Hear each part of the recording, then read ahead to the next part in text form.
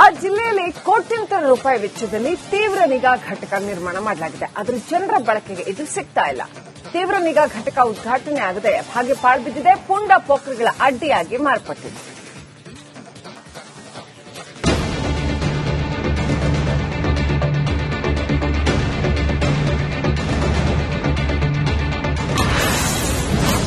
ಇದ್ದು ಇಲ್ಲದಂತಾದ ತೀವ್ರ ನಿಗಾ ಘಟಕ 2 ವರ್ಷವಾದರೂ ಸಿಗದ ಉದ್ಘಾಟನೆ ಭಾಗ್ಯ. ತೀವ್ರ ನಿಗಾ ಘಟಕಕ್ಕೆ ಬೇಕಿದೆ ತುರ್ತು ಚಿಕಿತ್ಸೆ. ಇಲ್ಲಿ ನೀವು ನೋಡ್ತಾ ಇರುವಂತಹ ಸುಸಜ್ಜಿತ ಕಟ್ಟಡ ಯಾದಗಿರಿ ಜನರ ಎಷ್ಟೋ ವರ್ಷಗಳ ಕನಸು. ಆದರೆ ಎಲ್ಲೂ ಕೂಡ ಅಂದುಕೊಂಡಂತಾಗಿದ್ರೆ ಇಂದು ಇಲ್ಲಿ ನೂರಾರು ರೋಗಿಗಳಿಗೆ ಚಿಕಿತ್ಸೆ ಸಿಗ್ತಾ ಇತ್ತು. ಆದರೆ ಈ ಕಟ್ಟಡಕ್ಕೆ ಈಗ ಚಿಕಿತ್ಸೆ ಬೇಕಾಗಿದೆ. 20 ಕೋಟಿ ರೂಪಾಯಿ ಖರ್ಚು ಮಾಡಿರುವಂತಹ ಕಟ್ಟಡಕ್ಕೆ ಉದ್ಘಾಟನೆ ಭಾಗ್ಯವೇ ಇಲ್ಲದಂತಾಗಿದೆ.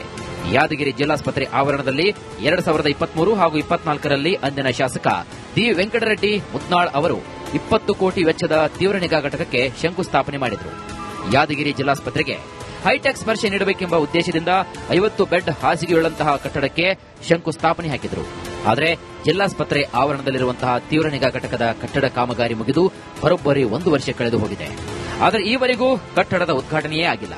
ಯಾದಗಿರಿ ನಗರದ ಇಮ್ಸ್ ಆಸ್ಪತ್ರೆಯಲ್ಲಿ ಕೋಟ್ಯಾಂತರ ರೂಪಾಯಿ ವೆಚ್ಚದಲ್ಲಿ ಒಂದೊಂದು ತೀವ್ರ ನಿಗಾ ಘಟಕವನ್ನ ಇಲ್ಲಿ ಒಂದು ನಿರ್ಮಾಣ ಮಾಡುವಂತ ಕೆಲಸಗಳಾಗಿರ್ತಕ್ಕಂಥದ್ದು. ಈ ಒಂದು ಹೈಟೆಕ್ ನಿರ್ಮಾಣ ಘಟಕ ಸುಮಾರು ಕೋಟ್ಯಾಂತರ ರೂಪಾಯಿ ವೆಚ್ಚವನ್ನು ಕೂಡ ಮಾಡಿರ್ತಕ್ಕಂಥದ್ದು. ವೈದ್ಯಕೀಯ ಮತ್ತು ಶಿಕ್ಷಣ ಇಲಾಖೆ ಇಲಾಖೆ ಒಂದು ಇಲಾಖೆ ಅಡಿಯಲ್ಲಿ ಈಗಾಗಲೇ ಒಂದು ತೀವ್ರ ನಿಗಾ ಘಟಕವನ್ನು ಕೂಡ ಇಲ್ಲಿ ನಿರ್ಮಾಣ ಮಾಡುವಂತ ಕೆಲಸವನ್ನಾಗಿದೆ. ಆದ್ರೆ ಈ ಒಂದು ಕಟ್ಟಡ ಹೆಸರಿಗೆ ಮಾತ್ರ ನಿರ್ಮಾಣವಾಗಿದೆ. ಆದ್ರೆ ಈ ಕಟ್ಟಡ ಹೆಸರಿಗೆ ನಿರ್ಮಾಣವಾಗಿದ್ದು ಇನ್ನೂ ಕೂಡ ಉದ್ಘಾಟನೆ ಆಗಿಲ್ಲ. ಹೀಗಾಗಿ ಈ ಒಂದು ಕಟ್ಟಡದಲ್ಲಿ ಇರ್ತಕ್ಕಂಥ ಈಗ ಸಾಮಗ್ರಿಗಳಿದಾವೆ ಎಲ್ಲವೂ ಕೂಡ ತುಕ್ಕು ಹಿಡಿಯುವಂತ ಕೆಲಸ, ಅಂದ್ರೆ ಧೂಳು ಕೂಡ ಹಿಡಿದಿರ್ತಕ್ಕಂಥದ್ದು. ಹೀಗಾಗಿ ಈ ಒಂದು ತೀವ್ರ ನಿಗಾ ಘಟಕವನ್ನ ಉದ್ಘಾಟನೆ ಮಾಡಬೇಕಾಗಿರ್ತಕ್ಕಂಥದ್ದು. ಆದ್ರೆ ಉದ್ಘಾಟನೆ ಮಾಡದೇ ಇರೋದ್ರಿಂದ ಈ ರೀತಿ ಸಮಸ್ಯೆ ಕೂಡ ಇಲ್ಲಿ ಉದ್ಭವ ಆಗಿರುವಂತ.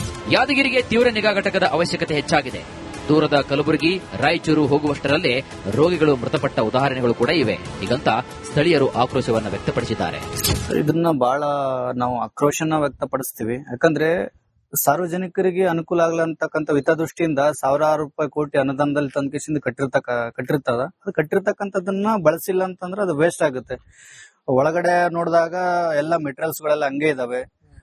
ಸಾಕಷ್ಟು ಈಗ ಘಟನೆಗಳು ನಡೀತವೆ, ಆಕ್ಸಿಡೆಂಟ್ ಆಗ್ತವೆ, ಎಮರ್ಜೆನ್ಸಿ ಪೇಷಂಟ್ಗಳು ಇರುತ್ತೆ. ಅಂತವ್ರುಗಳಿಗೆ ಇದನ್ನ ನೋಡಿಲ್ಲ ಅಂದ್ರೆ ಇದು ಮಾಡಿದ್ರು ಕೂಡ ವೇಸ್ಟ್ ಇದೆ. ಅಂದ್ರೆ ಸರ್ಕಾರದ ಅಂದ್ರೆ ಸಾರ್ವಜನಿಕರ ತೆರಿಗೆ ದುಡ್ಡು ಈ ತರ ದುರುಪಯೋಗ ಮಾಡಿಕೊಂಡ್ರೆ ಅದನ್ನ ಬಹಳ ನಾವು ಖಂಡಿಸ್ತೀವಿ. ಕೋಟ್ಯಾಂತರ ರೂಪಾಯಿ ಖರ್ಚು ಮಾಡಿ ಕಾಮಗಾರಿ ಮುಗಿಸಿರುವಂತಹ ನೂತನ ತೀವ್ರ ನಿಗಾ ಘಟಕ ಉದ್ಘಾಟನೆ ಶೀಘ್ರದಲ್ಲೇ ಆಗಬೇಕಾಗಿದೆ. ನಾಗರಾಜ್ ಮಗದುಂ, ರಿಪಬ್ಲಿಕ್ ಕನ್ನಡ, ಯಾದಗಿರಿ. ಆ ಜಿಲ್ಲೆಯಲ್ಲಿ ಕೋಟ್ಯಂತರ ರೂಪಾಯಿ ವೆಚ್ಚದಲ್ಲಿ ತೀವ್ರ ನಿಗಾ ಘಟಕ ನಿರ್ಮಾಣ ಮಾಡಲಾಗಿದೆ. ಆದರೆ ಜನರ ಬಳಕೆಗೆ ಇದು ಸಿಗ್ತಾ ಇಲ್ಲ. ತೀವ್ರ ನಿಗಾ ಘಟಕ ಉದ್ಘಾಟನೆ ಆಗದೆ ಹಾಗೆ ಪಾಳ್ಬಿದ್ದಿದೆ. ಪುಂಡ ಪೋಖ್ರಿಗಳ ಅಡ್ಡಿಯಾಗಿ ಮಾರ್ಪಟ್ಟಿದೆ.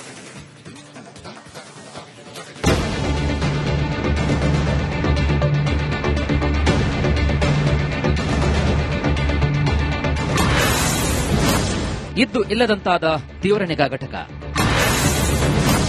2 ವರ್ಷವಾದರೂ ಸಿಗದ ಉದ್ಘಾಟನೆ ಭಾಗ್ಯ. ತೀವ್ರ ನಿಗಾ ಘಟಕಕ್ಕೆ ಬೇಕಿದೆ ತುರ್ತು ಚಿಕಿತ್ಸೆ.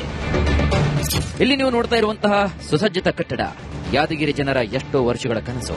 ಆದರೆ ಎಲ್ಲೂ ಕೂಡ ಅಂದುಕೊಂಡಂತಾಗಿದ್ರೆ ಇಂದು ಇಲ್ಲಿ ನೂರಾರು ರೋಗಿಗಳಿಗೆ ಚಿಕಿತ್ಸೆ ಸಿಗ್ತಾ ಇತ್ತು. ಆದರೆ ಈ ಕಟ್ಟಡಕ್ಕೆ ಈಗ ಚಿಕಿತ್ಸೆ ಬೇಕಾಗಿದೆ. 20 ಕೋಟಿ ರೂಪಾಯಿ ಖರ್ಚು ಮಾಡಿರುವಂತಹ ಕಟ್ಟಡಕ್ಕೆ ಉದ್ಘಾಟನೆ ಭಾಗ್ಯವೇ ಇಲ್ಲದಂತಾಗಿದೆ. ಯಾದಗಿರಿ ಜಿಲ್ಲಾಸ್ಪತ್ರೆ ಆವರಣದಲ್ಲಿ 2023 ಹಾಗೂ 24ರಲ್ಲಿ ಅಂದಿನ ಶಾಸಕ ದಿ ವೆಂಕಟರೆಡ್ಡಿ ಮುತ್ನಾಳ್ ಅವರು 20 ಕೋಟಿ ವೆಚ್ಚದ ತೀವ್ರ ನಿಗಾ ಘಟಕಕ್ಕೆ ಶಂಕುಸ್ಥಾಪನೆ ಮಾಡಿದರು.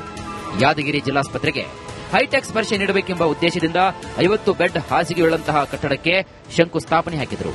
ಆದರೆ ಜಿಲ್ಲಾಸ್ಪತ್ರೆ ಆವರಣದಲ್ಲಿರುವಂತಹ ತೀವ್ರ ನಿಗಾ ಘಟಕದ ಕಟ್ಟಡ ಕಾಮಗಾರಿ ಮುಗಿದು ಬರೋಬ್ಬರಿ 1 ವರ್ಷ ಕಳೆದು ಹೋಗಿದೆ. ಆದರೆ ಈವರೆಗೂ ಕಟ್ಟಡದ ಉದ್ಘಾಟನೆಯೇ ಆಗಿಲ್ಲ. ಯಾದಗಿರಿ ನಗರದ ಇಮ್ಸ್ ಆಸ್ಪತ್ರೆಯಲ್ಲಿ ಕೋಟ್ಯಾಂತರ ರೂಪಾಯಿ ವೆಚ್ಚದಲ್ಲಿ ಒಂದೊಂದು ತೀವ್ರ ನಿಗಾ ಘಟಕವನ್ನ ಇಲ್ಲಿ ಒಂದು ನಿರ್ಮಾಣ ಮಾಡುವಂತ ಕೆಲಸಗಳಾಗಿರ್ತಕ್ಕಂಥದ್ದು. ಈ ಒಂದು ಹೈಟೆಕ್ ನಿರ್ಮಾಣ ಘಟಕ ಸುಮಾರು ಕೋಟ್ಯಾಂತರ ರೂಪಾಯಿ ವೆಚ್ಚವನ್ನು ಕೂಡ ಮಾಡಿರ್ತಕ್ಕಂಥದ್ದು. ವೈದ್ಯಕೀಯ ಮತ್ತು ಶಿಕ್ಷಣ ಇಲಾಖೆ ಇಲಾಖೆ ಇಲಾಖೆ ಅಡಿಯಲ್ಲಿ ಈಗಾಗಲೇ ಒಂದು ತೀವ್ರ ನಿಗಾ ಘಟಕವನ್ನು ಕೂಡ ಇಲ್ಲಿ ನಿರ್ಮಾಣ ಮಾಡುವಂತ ಕೆಲಸವನ್ನ ಆಗಿದೆ. ಆದ್ರೆ ಈ ಒಂದು ಕಟ್ಟಡ ಹೆಸರಿಗೆ ಮಾತ್ರ ನಿರ್ಮಾಣವಾಗಿದೆ. ಆದ್ರೆ ಈ ಕಟ್ಟಡ ಹೆಸರಿಗೆ ನಿರ್ಮಾಣವಾಗಿದ್ದು ಇನ್ನೂ ಕೂಡ ಉದ್ಘಾಟನೆ ಆಗಿಲ್ಲ. ಹೀಗಾಗಿ ಈ ಒಂದು ಆ ಕಟ್ಟಡದಲ್ಲಿ ಇರ್ತಕ್ಕಂಥ ಏನು ಈಗ ಸಾಮಗ್ರಿಗಳಿದಾವೆ ಎಲ್ಲವೂ ಕೂಡ ತುಕ್ಕು ಹಿಡಿಯುವಂತ ಕೆಲಸ, ಅಂದ್ರೆ ಧೂಳು ಕೂಡ ಹಿಡಿದಿರ್ತಕ್ಕಂಥದ್ದು. ಹೀಗಾಗಿ ಈ ಒಂದು ಏನು ತೀವ್ರ ನಿಗಾ ಘಟಕವನ್ನ ಉದ್ಘಾಟನೆ ಮಾಡಬೇಕಾಗಿರ್ತಕ್ಕಂಥದ್ದು. ಅಂದ್ರೆ ಉದ್ಘಾಟನೆ ಮಾಡದೇ ಇರೋದ್ರಿಂದ ಈ ರೀತಿ ಆ ಸಮಸ್ಯೆ ಕೂಡ ಇಲ್ಲಿ ಉದ್ಭವ ಆಗಿರುವಂತ.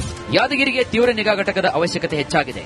ದೂರದ ಕಲಬುರಗಿ, ರಾಯಚೂರು ಹೋಗುವಷ್ಟರಲ್ಲೇ ರೋಗಿಗಳು ಮೃತಪಟ್ಟ ಉದಾಹರಣೆಗಳು ಕೂಡ ಇವೆ. ಹೀಗಂತ ಸ್ಥಳೀಯರು ಆಕ್ರೋಶವನ್ನು ವ್ಯಕ್ತಪಡಿಸಿದ್ದಾರೆ. ಇದನ್ನ ಬಹಳ ನಾವು ಆಕ್ರೋಶನ ವ್ಯಕ್ತಪಡಿಸ್ತೀವಿ. ಯಾಕಂದ್ರೆ ಸಾರ್ವಜನಿಕರಿಗೆ ಅನುಕೂಲ ಆಗ್ಲಂತಕ್ಕಂಥ ಹಿತದೃಷ್ಟಿಯಿಂದ ಸಾವಿರಾರು ರೂಪಾಯಿ ಕೋಟಿ ಅನುದಾನದಲ್ಲಿ ತಂದ್ಕೇಸಿಂದ ಕಟ್ಟಿರ್ತದ. ಅದು ಕಟ್ಟಿರ್ತಕ್ಕಂಥದನ್ನ ಬಳಸಿಲ್ಲ ಅಂತಂದ್ರೆ ಅದು ವೇಸ್ಟ್ ಆಗುತ್ತೆ. ಒಳಗಡೆ ನೋಡಿದಾಗ ಎಲ್ಲ ಮೆಟೀರಿಯಲ್ಸ್ ಗಳೆಲ್ಲ ಹಂಗೆ ಇದಾವೆ. ಸಾಕಷ್ಟು ಈಗ ಘಟನೆಗಳು ನಡೀತವೆ, ಆಕ್ಸಿಡೆಂಟ್ ಆಗ್ತವೆ, ಎಮರ್ಜೆನ್ಸಿ ಪೇಷಂಟ್ಗಳು ಇರುತ್ತೆ. ಅಂತವ್ರುಗಳಿಗೆ ಇದನ್ನ ನೋಡಿಲ್ಲ ಅಂದ್ರೆ ಇದು ಮಾಡಿದ್ರು ಕೂಡ ವೇಸ್ಟ್ ಇದೆ. ಅಂದ್ರೆ ಸರ್ಕಾರದ ಅಂದ್ರೆ ಸಾರ್ವಜನಿಕರ ತೆರಿಗೆ ದುಡ್ಡು ಈ ತರ ದುರುಪಯೋಗ ಮಾಡಿಕೊಂಡ್ರೆ ಅದನ್ನ ಬಹಳ ನಾವು ಖಂಡಿಸ್ತೀವಿ. ಕೋಟ್ಯಾಂತರ ರೂಪಾಯಿ ಖರ್ಚು ಮಾಡಿ ಕಾಮಗಾರಿ ಮುಗಿಸಿರುವಂತಹ ನೂತನ ತೀವ್ರ ನಿಗಾ ಘಟಕ ಉದ್ಘಾಟನೆ ಶೀಘ್ರದಲ್ಲೇ ಆಗಬೇಕಾಗಿದೆ. ನಾಗರಾಜ್ ಮಗದುಂ, ರಿಪಬ್ಲಿಕ್ ಕನ್ನಡ, ಯಾದಗಿರಿ. ಆ ಜಿಲ್ಲೆಯಲ್ಲಿ ಕೋಟ್ಯಂತರ ರೂಪಾಯಿ ವೆಚ್ಚದಲ್ಲಿ ತೀವ್ರ ನಿಗಾ ಘಟಕ ನಿರ್ಮಾಣ ಮಾಡಲಾಗಿದೆ. ಆದರೆ ಜನರ ಬಳಕೆಗೆ ಇದು ಸಿಗ್ತಾ ಇಲ್ಲ. ತೀವ್ರ ನಿಗಾ ಘಟಕ ಉದ್ಘಾಟನೆ ಆಗದೆ ಹಾಗೆ ಪಾಳ್ಬಿದ್ದಿದೆ. ಪುಂಡ ಪೋಖ್ರಿಗಳ ಅಡ್ಡಿಯಾಗಿ ಮಾರ್ಪಟ್ಟಿದೆ.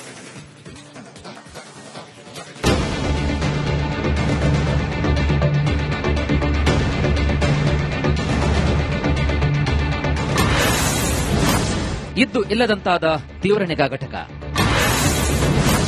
2 ವರ್ಷವಾದರೂ ಸಿಗದ ಉದ್ಘಾಟನೆ ಭಾಗ್ಯ. ತೀವ್ರ ನಿಗಾ ಘಟಕಕ್ಕೆ ಬೇಕಿದೆ ತುರ್ತು ಚಿಕಿತ್ಸೆ.